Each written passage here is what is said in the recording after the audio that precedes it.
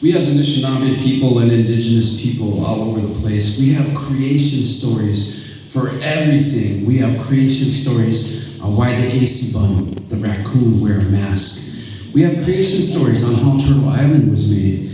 And we even have creation stories on why the dog, the Animush, why they smell each other's butts. Yes, you can imagine what my students want to hear first. Today I have the honor of sharing with you the creation story of the Native American courting flute. And it's a creation story of love, unconditional. Love that we feel for our parents, siblings, children. It's that kind of unconditional love. And this story starts like most stories do. A long time ago, in a village far, far away. There was a young man in this village, and this young man was good at everything. He was good at hunting, he was good at fishing, he was a good provider, but one thing he wasn't good at is he was not good at expressing his feelings. And one day when he came back from a successful hunt, and the village celebrated this success, he looked across the fire and he could see this beautiful young woman, his heart's desire. And he said to himself, this is it, this is going to be the time when I go up to her and I tell her how I feel about her. So he worked up his courage and he went up to her and he went and he opened his mouth and no words came out. And he was embarrassed by this. So he went on the outskirts of the village and he watched as other young men of the same age went and talked to her and tried to get her attention and her affection. The young man had heard stories about a love medicine out there. And it said that this love medicine was carried by the Ayabe. And the Ayabe is said to be a huge albino buck that lives to the west. And he thought to himself, if I could somehow get this Ayabe, I could somehow get this love medicine, and that I could present it to her. And then she would know how I feel about her. So the young man packed up a bunch of provisions, and he went out into the woods, and he found the biggest set of tracks that he could find. And he thought to himself, this is it. This has got to be the Ayabe. So he started to follow those tracks, and they led him deeper and deeper into the woods, further and further away from his village. He would see a flash of white out of the corner of his eye. The Ayabe. He'd pull back his bow and arrow, but it would be gone. He'd follow those tracks again, they'd lead him deeper and deeper into the woods still, and he would see that flash of light out of the corner of his eye. The Ayabe. He'd pull back his bow and arrow, but it would be gone. Finally, after days of this, the young man was exhausted from his travels, and he made a huge fire underneath a cedar tree. And as he sat there looking at this fire, watching the crackle and pop, listening, he started to think about his heart's desire. And somewhere way off into the distance, he heard a sound.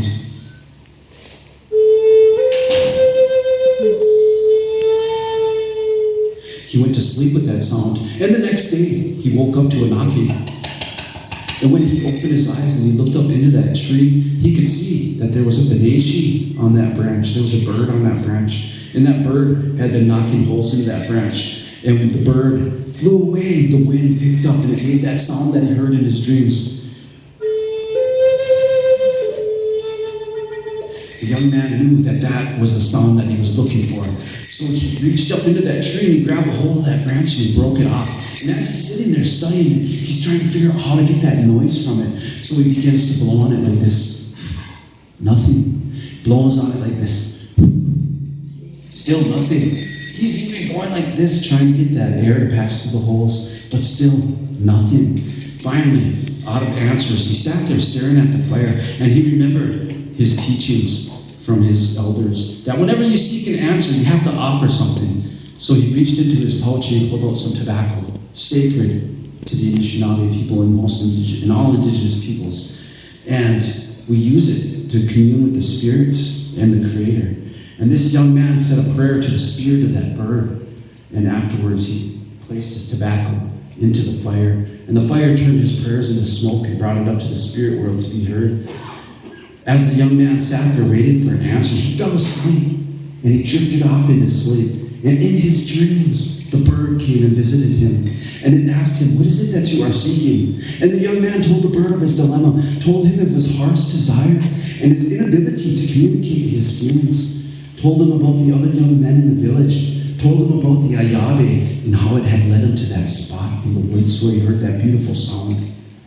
Finally, after a while of listening, the spirit bird ended up taking pity on the young man, and it ended up telling him how to construct the first bibiguan, which is the Native American word for flute.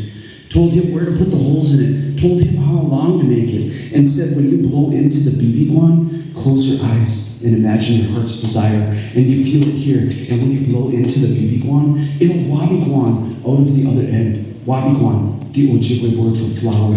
You blow into it, and your feelings will flower out of the other end, and people will know how you feel. Upon waking from this vision, the young man began to construct the very first bibiguan, and as it was almost complete, he carved out a bird to put on top, out of respect and love and honor for the one who taught him how to do that. The young man then made his long journey back home, and as he stood on a hill and he looked down into his village, he could see that everybody was working down there. Some people were working on a birch bark canoe. Some people were making baskets.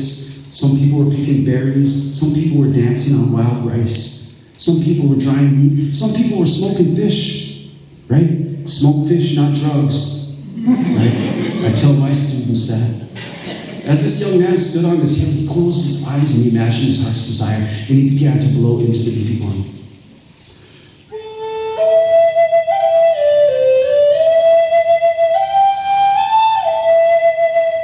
That sound made its way down from the bibiguan and the hill he stood on and went down into the village, and everyone that heard that sound stopped what they were doing. Nobody had ever heard anything like that before. Finally, that sound made its way to the wigwam of the young woman. The wigwam, the traditional home of the Anishinaabe people. And when she heard that sound, she knew instantly that that was for her. And she came out of her wigwam and she looked up on this hill, and she could see this young man standing up there making this unique, beautiful sound. And she always knew who he was, and she always wondered why he never talked to her. She went up and stood next to him, and she was so amazed and overwhelmed that somebody could express so much love without uttering a single word. And as she listened, she realized that the music was intertwining their spirits together.